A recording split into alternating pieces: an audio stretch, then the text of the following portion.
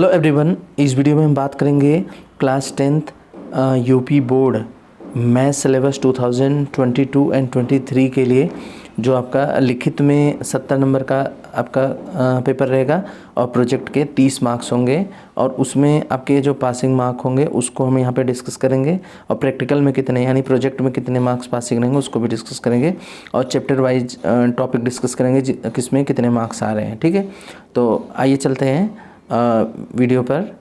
और हाँ, वीडियो पसंद आए तो लाइक करिएगा और चैनल को सब्सक्राइब कर लीजिएगा जिससे किस टाइप की वीडियो आपको सही समय पे मिल सके।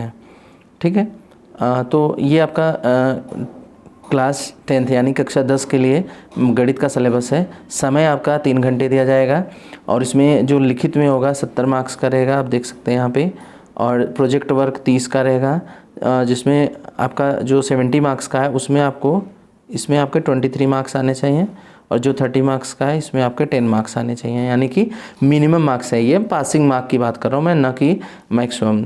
और यहाँ पे कुल अगर किसी बच्चे के 33 मार्क्स आ रहे हैं तो वो बच्चा पास होगा। ठीक है, लेकिन आप लोगों का स्कोर आई थिंक 70 में 60 प्लस होना चाहिए और जो प्रोजेक्ट वर्क है इसमें आई थिंक आपको 25 प्लस मिल ही जाता है। ठीक है, तो आइए यूनिट वाइज यानी इकाई 1, 2, 3 इस तरीके से चैप्टर में कितने मार्क्स के आ रहे हैं उसको भी देख लेते हैं। यहाँ पे सबसे पहला चैप्टर है संख्या पद्धति, जिसमें 5 नंबर का आ रहा है। बीजगणित में आपका सबसे ज़्यादा 18 मार्क्स का आ रहा है, 18 नंबर का। और निर्देशांक ज्यामिति जिसमें 5 नंबर का आ रहा है। ज्यामिति में आपका आ रहा है 12 नंबर का और त्रिकोणमिति में आ रहा है 10 नंबर का। मेंसुरेशन में आपका आ रहा है 10 नंबर का और फिर इसके बाद आपका सांख्यिकी आ रहा है जो ये भी आ रहा है आपका 10 नंबर का। ठीक है, फिर इसके बाद ये टोटल मिला के कितने हो जा रहे हैं 70 मार्क्स। यहाँ पे जो है तो टोटल नंबर बन रहा है ये 70 नंबर का बन रहा है। ठीक है, ये आपका टोटल 70 मार्क्स का बन रहा है और 30 नंबर क्या रहेगा प्रोजेक्ट का, 70 ये, तो आपका 100 में से आपको मार्क्स दिए जाएंगे। ठीक है, और यहाँ पे डिटेल सिलेबस देख सकते हैं। इकाई 1 संख्या पद्धति, इसमें आपका क्या है कंप्लीट वास्तविक संख्या है, जिसमें क्विल्ड विभाजन प्रमेय का अंकगणित का आधारभूत प्रमेय उदाहरण सहित √2, √3, √5 अपरिमेय संख्याओं का सत्यापन, परिमेय संख्याओं का शांत अशांत आवर्ती दशमलव के पदों में निरूपण, तो ये सब पहले टॉपिक में। दूसरा बीजगणित जिससे 18 नंबर का आ रहा है, आप यहाँ पे देख सकते हैं। ठीक है, तो इसमें क्या है 2 चरों के रैखिक समीकरण युग्म और रेखीय युग्म का विधि से हल, ग्राफिकल मेथड भी है।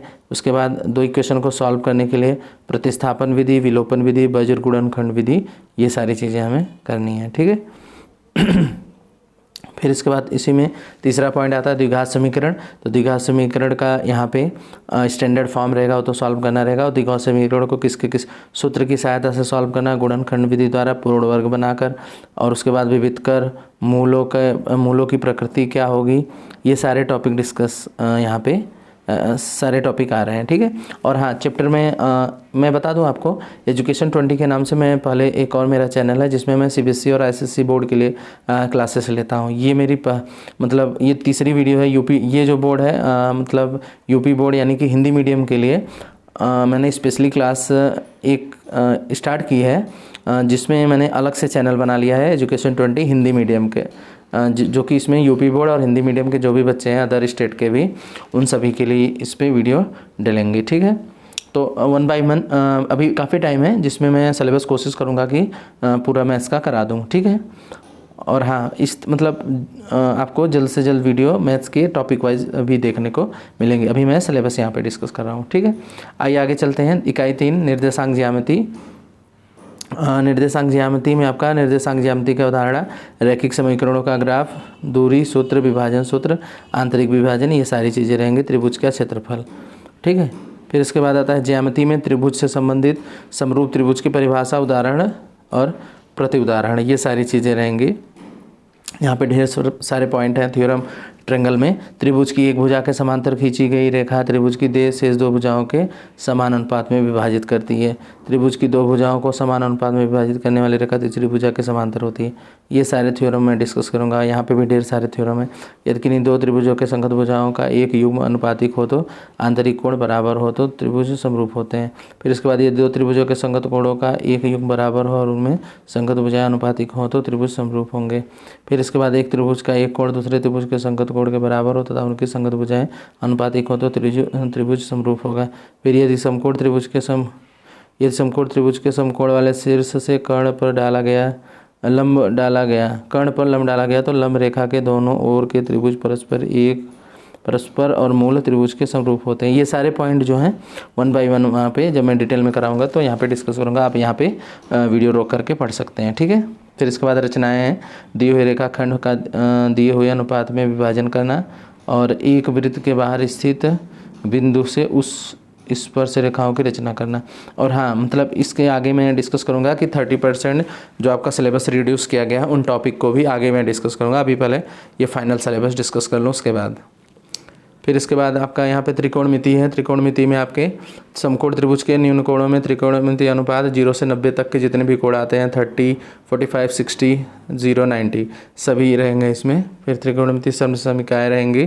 फिर ऊंचाई दूरी रहेगी, ऊंचाई दूरी में आपका उन्नयन अवनमन कोण और उससे रिलेटेड जो भी क्वेश्चन रहेंगे और एंगल जो यूज़ होंगे 30, 45, 60 के एंगल यूज़ होंगे, ठीक है। फिर आपका मेंसुरेशन आएगा जो कि 10 मार्क्स का रहा है। इसमें भी वृत्तों से संबंधित क्षेत्रफल, वृत्त का क्षेत्रफल, वृत्त के त्रिज्यखंड तथा वृत्तखंड के क्षेत्रफल, उपर्युक्त समतल आकृतियों के संयोजनों का क्षेत्रफल और इसमें जो एंगल यूज होंगे 60, 90 और 120 यूज होंगे। फिर पृष्ठीय क्षेत्रफल आयतन यानी कि कर्व सरफेस एरिया वॉल्यूम से रिलेटेड, तो यहाँ पे क्या क्या रहेगा, यहाँ पे देख सकते हैं आप। आयत क्षेत्रफल तथा आयतन में घन, घनाभ, गोला, अर्धगोला और लंबवृत्ति, बेलन, शंकु, छिन्नक सभी रहेंगे, ठीक है। फिर एक तरह के धात्विक ठोस का दूसरे में परिवर्तित करके संबंधित प्रश्न तथा दूसरे में निश्चित प्रश्न, इस टाइप के भी क्वेश्चन रहेंगे। फिर इसके बाद सांख्यिकी में देख लेंगे वर्गीकृत आंकड़ों का माध्य, माध्यिका तथा बहुलक, संचयी बारंबारता, ग्राफ, ये सारी चीज़ें रहेंगी। तो ये आपके टोटल 70 मार्क्स हो गए। इसके बाद प्रोजेक्ट वर्क रहेगा। प्रोजेक्ट वर्क में आप देख सकते हैं यानी 10 मार्क्स का आपका रहेगा परीक्षा प्रोजेक्ट, ये आंतरिक मूल्यांकन परीक्षा। फिर उसके बाद है यहाँ पे द्वितीय आंतरिक मूल्यांकन परीक्षा में परीक्षा और प्रोजेक्ट से रिलेटेड 10 नंबर रहेगा। और फिर प्रथम मासिक परीक्षा, यहाँ पे ये सारे मिला के टोटल मतलब 30 मार्क्स दे रहे हैं प्रोजेक्ट में, ठीक है। ये तो स्कूल में ही कराएंगे आपका, ठीक। फिर इसके बाद है यहाँ पे कुछ नोट दिया गया है, ये ज़्यादा इंपॉर्टेंट आपके लिए नहीं है, ज़्यादा इंपॉर्टेंट आपका ये है। अब यहाँ पे मैं डिस्कस कर रहा हूँ कि 30% कम किया गया पाठ्यक्रम। यही मैं बता रहा था कि जो आपने चैप्टर अभी देखा उसमें क्या क्या हमें नहीं पढ़ना है।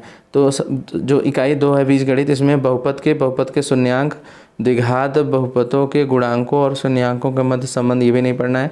वास्तविक गुणांकों वाले बहुपदों के लिए विभाजन एल्गोरिथम का कथन तथा उस पर सामान्य प्रश्न, ये सब चीज़ें नहीं करनी है। फिर समांतर श्रेणी आपकी पूरी नहीं आ रही है। फिर इसके बाद ज्यामिति, इसमें क्या नहीं पढ़ना है, वृत्त की स्पर्श रेखा, स्पर्श बिंदु, जैसे वृत्त के स्पर्श रेखा स्पर्श बिंदु से होकर जाने वाले त्रिज्या पर लंब, ये भी नहीं आ रहा है। मतलब जितने भी टॉपिक यहाँ पे है ये सब चीज़ें हटा दी गई, रिड्यूस किए गए हैं, ये सिलेबस में नहीं आएगा। और फिर त्रिकोणमिति सर्वसमीकाओं में साइंस का थीटा प्लस कॉस का थीटा 1 को स्थापित करना था, इससे रिलेटेड क्वेश्चन नहीं रहेंगे। फिर प्रायिकता के सैद्धांतिक परिभाषा, एकल घटना पर आधारित प्रश्न, ये भी आपके क्वेश्चन नहीं रहेंगे। आई थिंक प्रोबेबिलिटी एकदम ही हटा दिया गया है। तो ये था आपका क्लास 10th का सिलेबस यूपी बोर्ड 2022 एंड 23 के लिए, ठीक है। वीडियो पसंद आई तो लाइक करिएगा।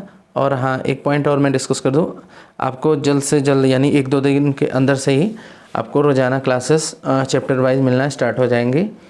और वीडियो पसंद आया हो तो लाइक करिएगा और चैनल को सब्सक्राइब कर लीजिए, जिससे कि इस टाइप की वीडियो आपको समय समय पे मिल सके। Thank you for watching, have a nice day.